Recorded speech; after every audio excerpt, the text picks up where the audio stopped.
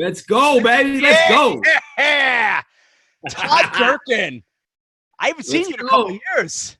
I know. How you doing, Ryan? It's great to see you, man. So good to see you. And you looks like you're recovering well. You had surgery recently. Yeah, 8 weeks ago, man. 8 weeks ago, and I am feeling like $1,000,000. It's been the first 5 weeks was tough, but I turned a corner in 5 weeks. I did everything I could, just nutritionally, physical therapy, supplementation, and man, I am feeling like better than ever. You're looking good, and I know you're going to bring some heat right now. It's funny. I was looking at.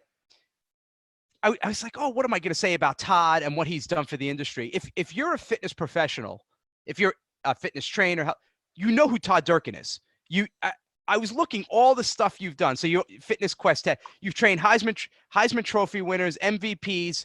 You were 2-time personal trainer of the year, named Health and Fitness top 100 most influential health and fitness. Your gym's always named in America's top 10 gyms. You've been Wall Street Journal. You were on TV. You were hosting. What was the name of the show you were hosting on? It was on Strong, NBC Strong. Now it's on Netflix.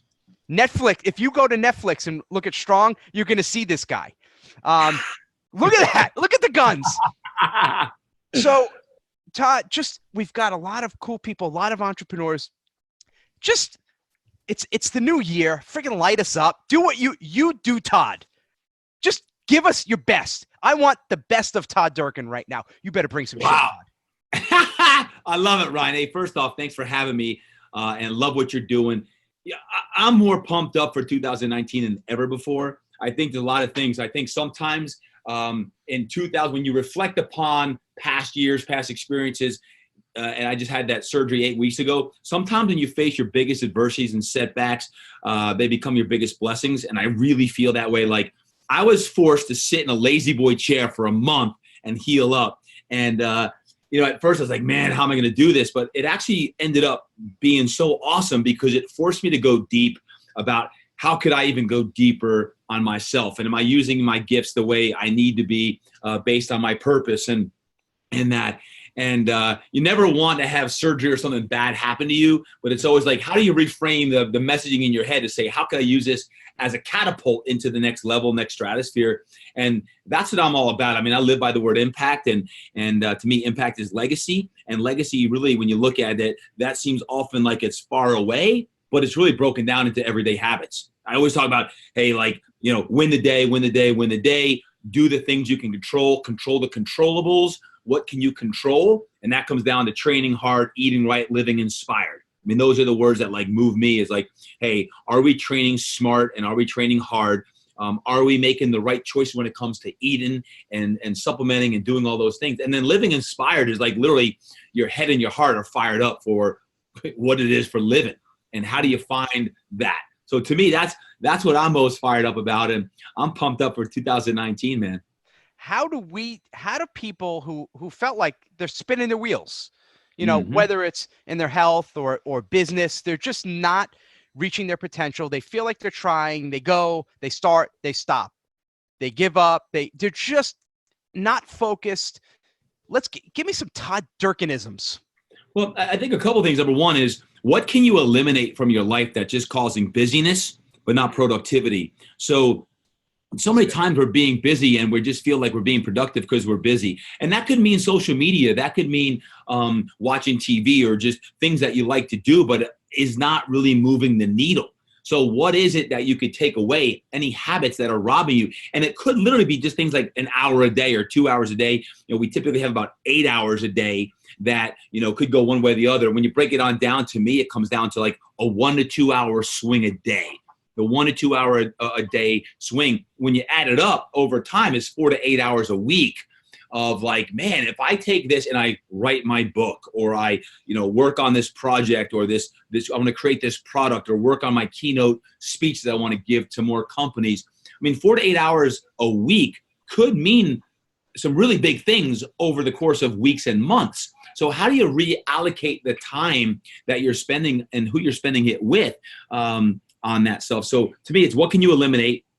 what do you need to focus on? Like uber focus. In today's day, we're all over the place. It's like squirrel, squirrel, squirrel. We're distracted. How do you turn the phone off? How do you turn the email notifications off and literally just get a chunk of time where you can do the things that you love to do? The question I always ask the people I coach is like, hey, what are the 5 things that most move your soul? Write them down. For me, it's writing, speaking, training, leading, and family time. Those are the 5 things. So when opportunities come up, am I spending the time on the things I love to do and I need to do, or versus just I want to do? Hey, I want to watch SportsCenter all the time, right? But after but that's just not really going to move the needle when it comes to getting done what I want to get done. So find out what you love to do more of that. Say no to the things you don't, which comes to your strategy of helping you get to where you want to go. And Ryan, you're the king of this, man. It's like you've taken chances all the way back in the 90s when you were teaching PE and you're like, man, I have to make some shifts in my life and doing what I do. Like that's scary, man. Like when you give up good to get to great, sometimes you got to give up good, and sometimes success traps are the hardest things to give up. Well, so like that's hard. That's hard to like give up good. Hey, it's good. Like I'm paying the bills and I don't know if I do that, that's scary. I might lose money. Yeah, you might lose money, but guess what? You also might get to a whole nother level that you can't envision right now because you are facing your fears and you're moving up. Scary, but the best in the world, the highest performers I work with, and you got to attack your fears. You got to run at your fears. You got to do what you did, Ryan. I think all high performers, all the most successful people at one point, they face that come to Jesus point of like, man, am I going to do this or not? And you ultimately have to pull the trigger. But that quote just gave me chills. The give up good to get to great. Yep. That is so profound because most of us are not willing. We're not willing to give it up because it's comfortable. It's change. Right? Yeah, that's right. It's change, and it's really hard to get out of that. And the thing you said right before that was those. I really like that. I'm not kissing up. I love watching you speak because you're profound. Just you throw out so many quotable things. I don't even think you realize it. The 5 things that move your soul. And what I want to do, everyone who's on here live, and what if someone feels like they don't have 5? Like, what do you say 2 things, 3 things, or is that kind of a number for a reason, or you just kind of threw that out there? Well, I use it number specifically because I used to say like I have like 20 things I like to do, and I do. I have a lot of things I like to do. So you got it down. Yeah, but now it's like, if you get to 3, I believe the most successful people really dial it in and say, hey, if it's 3 to 5 things and you uber focus on that 80% of the time. Now, are there things outside the 5 that are going to come up? Yes, but 80% of the time, if you can focus on those things, and I talk to my kids all the time. They're 16, 13, and 10. Like, listen, if you tell me you want to go to a good college, but you're going to play Fortnite 2 hours a day, it ain't going to help you get to where you want to go. If you tell me you want to be a great athlete someday, you want to get faster, you want to get stronger, by you doing this ain't going to help you do that. So if you want to do that, then be a gym rat. Live in the gym. Start to make the right choices. And only you can make that decision. And only you can do that. But when you're in an environment that allows you to grow and to foster that positivity, to say, you know what, I can do this, or you see other people doing it, you start to say, hey, I can do that. You start to believe it. Like, hey, I'm seeing her do that, or I'm seeing him do that. I can do that, because who you hang out with becomes that tribe, and who you hang out with rubs off. And again, I mean, there's things we preach all the time, Ryan, but like, you know, who you hang out with is a really important aspect. Now, here's the thing I'd say to that success thing about, you know, giving up good to get to great. If things aren't going well in your life, it's easy to give up. Like, it's not going good, I'm going to try something else, because failure traps are easy to get out of. Success traps are not. So if you're failing at something, I got to change jobs or careers. It's not going good. But what if something's going good and you want it to go better, or you feel like you have more potential than what that's even offering? That's the hard push. Like, man, there's something else deep inside of me that I know I can do, and I need to get there. That, I think, comes from a lot of work on, you know, yourself, and you can only go as far as you grow. That's why we're listening to a program like this, Momentum Rocks, and why, you know, all the great content you've put out, reading books. I mean, you got to keep growing. It doesn't matter how long you've been in any industry, any career. Growth, man, constant growth. Carol Dweck talks about it in Mindset. Got to keep growing. Yeah, absolutely. And there's the quality people on this event that are just attending are just superstars. It's amazing. Some of the most successful people in the world are here as attendees as well, and they continue to grow. What I want you, everyone who's on here, take 10 seconds and start writing down 3 to 5 things that what did you say? Something with your soul. Now I'm losing my words. 5 things that move your soul. That move your soul. What are Write the down 5 3 things to that move 5 your things. soul? Yeah, 3 to 5 things. Write them down in the box there. Share them. Get them out there to the world. The 3 to 5 things that move your soul, because that's been a common theme, Todd, throughout the past 2 days, is starting with yourself. We always focus on the external and what are these little things I have to do, but it all starts within. Right? That's right. Yeah. That's right. And I see some of the people writing in here. I see Dawn, like Amen and Ken family. You could put things down that aren't going to move the needle. Like, let's say you love art. Like, if that moves your soul and you're an artist, put it down. Because I believe, like, when you're really great at that, of how do you become the Picasso and you create that masterpiece? Like, you're crazy.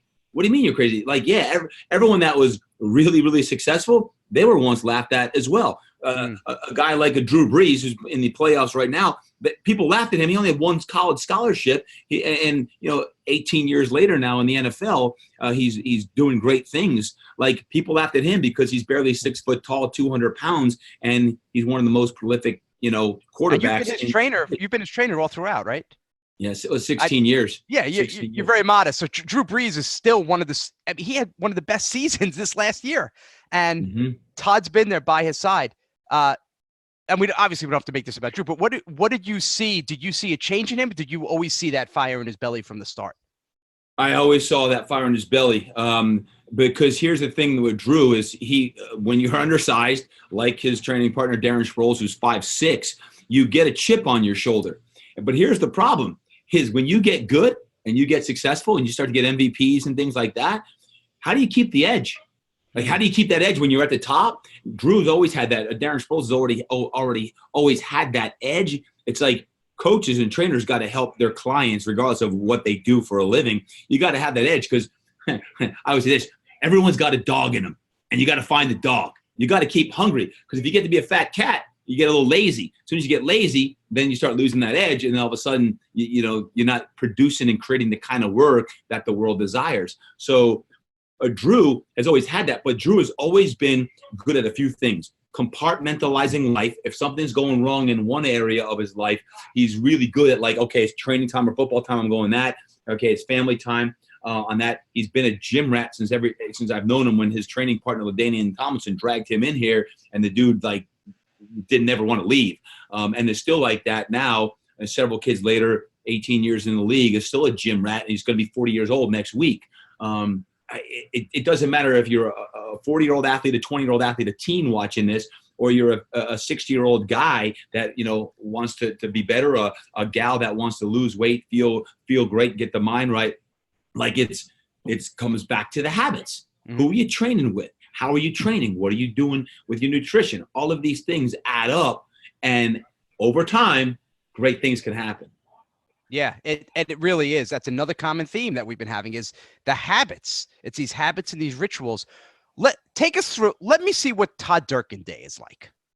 Take us through some of your what's the Todd, because what we've been talking about a lot too is morning routines and morning rituals.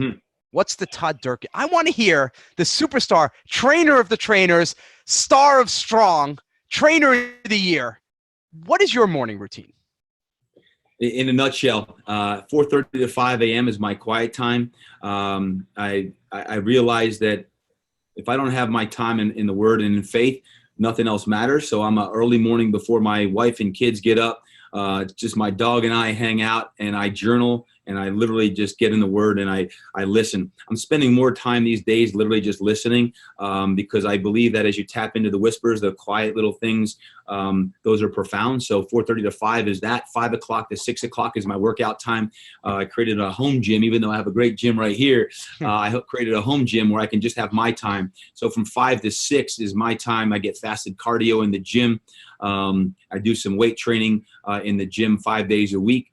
And then by 6 o'clock a.m., it's time to go shake the kids and rattle the beds and get them up and get them rock and rolling. From 6 to 7 is the family time. So between 4:30 and 7 a.m. is kind of like my time. It's like I got my quiet time. I load up my spirit. That gets my energy flying. I journal. I write. I have affirmations.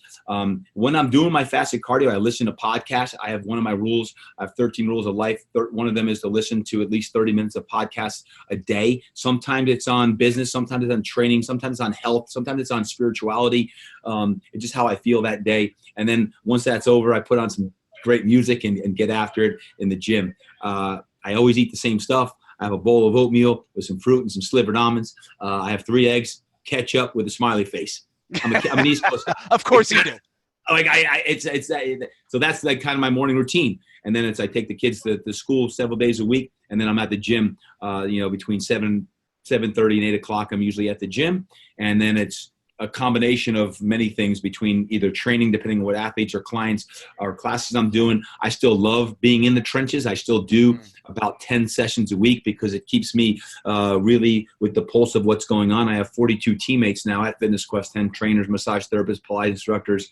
And then I try to get home now, depending on the season my kids are in. I coach football at the high school. My son's a high school quarterback. So I'm either coaching in the late afternoon or I'm going home by 5, 6 o'clock most days of the week. And then I have that 6 to 8 p.m. time. And then I'll do a little bit of writing for an hour. And then I start my evening routine, which sets up the morning routine because I try to disconnect from electronic devices for an hour, which, man, hour's tough. But, computers, phones, Instagram, all the stuff I like to do. I try to disconnect and I'll just do reading, old school reading, like with a pen. I like to underline things. I hate Kindles. I like old school reading books, putting, dovetails and things and that stuff. And then just getting quiet time on that. So if I'm on the road, I was just back east last week or a couple of days ago, and I'm heading back on the road tomorrow. Sometimes travel throws the routine off, but I always first thing I get my workouts in, whether it's international or in the U.S., I always get my workouts in first thing when I travel, just to kind of reset, recalibrate my energy to make sure that if I'm on stage or whatever I'm doing, that I can be dialed in. Give me a little 1-minute version, because some people might not know what fasted cardio means. So break it down really quickly, fasted cardio, what that looks like for you, and maybe a little sample of what a Todd Durkin weight training workout might look like. Okay. So a fasted cardio for me is, I'm fortunate when I get home 6, 7 o'clock at night. I have dinner. My lovely wife of 18 years. We eat well, and she's in the field as well. So we eat really clean. But by 7:30, my last meal is usually eaten, and I don't eat again until breakfast time. At the minimum. So fasted cardio means I don't have snacks at 9, 10 o'clock at night, and I don't eat before I work out. So I can really go into the fat burning when I start to do my cardio 12 hours, typically, 10 to 12 hours after mealtime on that stuff. So I'll do 30 minutes of cardiovascular work. For me, with a bad knee, I've been doing more elliptical stuff lately for about 30 with the fasted cardio. And then the weight training, I'll do about 20 minutes of high intensity circuits. So I'll come up with typically a three exercise routine. I'm not doing any plyometrics right now, squat jumps, lunge hops, things like that because of my knee. Some days I'm doing lower body. Every day I'm doing arm farm these days because I can work the upper body. So I've been doing a lot of that stuff. And then I'm spending more time in the last few months on trying to get mobility and flexibility in my life. I'm not great at it. It's a big goal of 2019 is to work on more of the flexibility, putting on some nice music and stretching for 10 minutes on that. That gives me a good hour. So for that 20 minute though, in high intensity weight training circuit, I'm getting after it. Yeah. I'm usually I'm not like sitting around for 3 minutes. I'm trying to get these circuits in there that I can go from a lower body to a push to a pull, lower body, push, pull, and keeping that tempo up, sucking some wind and feeling good, ending it with some good arm work. Yeah. And it just shows, I mean, you're the trainer of trainers, and you're not spending 2.5 hours in the gym. People think they're like, oh, I have to go to the gym and I have to do 2.5 hours. You don't need that. No, you don't have time for that. You're wasting your time. Right. I mean, the pro athletes don't do 2.5 hours of that. It's, typically 60 to 90 minutes of total work done on that stuff. I believe that if you have high quality work and you really dialed in, with the right intensity. Again, recovery is the name of the game too. Like you got to train hard, but you got to recover even harder on that. So 60 minutes max. That's it, max. And so Gary just asked, how old is Todd? I think we're right around the same age, right? 47. Oh, I'll be 47 this year. All right. We're brothers. Yeah, baby.